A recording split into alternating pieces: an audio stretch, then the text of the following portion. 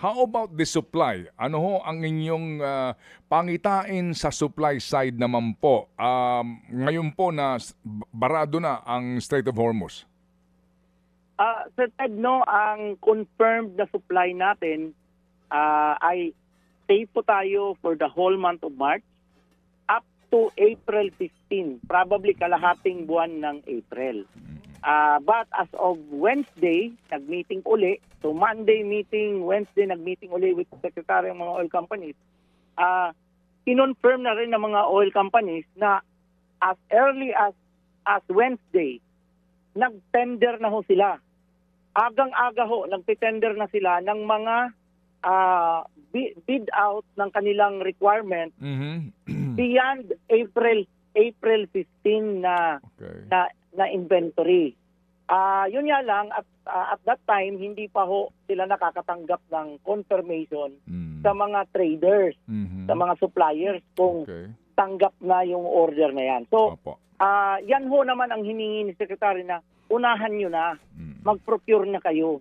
So, ginagawa naman ho ng ating private sector yan. But we also have to understand, sir, na kahit na umorder ka, hindi ka pa nakakapag-kumpirma doon sa availability, di ba, ng supply sa pagkukunan mo. Kumbaga kasi hindi lang ikaw ang nagkakaroon ng advance order sa mga panahong ito, ang direktor. Tama po.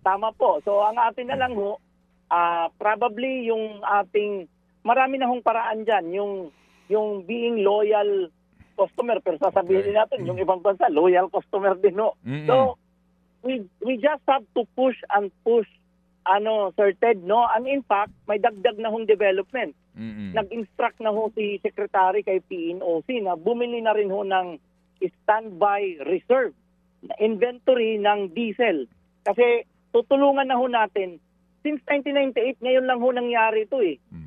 Of course, nung lumabas ang PNOC sa Petron, hindi na uli sila nag-handle. Pero this time talagang mayroong instruction na bumili uli. But ang scheme ho na yan ng PNOC, ibebenta ho, itutulak rin ho yan sa private sector.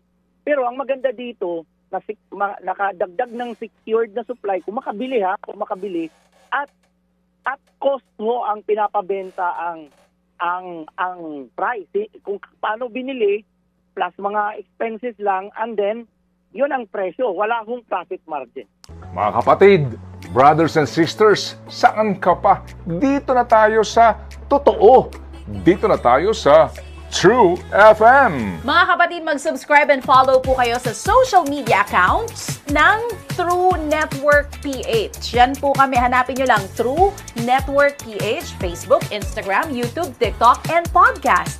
Mapa Apple or Spotify man yan, mahahanap nyo kami. Lahat ng mga napapanood at napapakinggan nyo po sa programa, nasa social media accounts namin yan. So, paano mga kapatid? See you sa social media!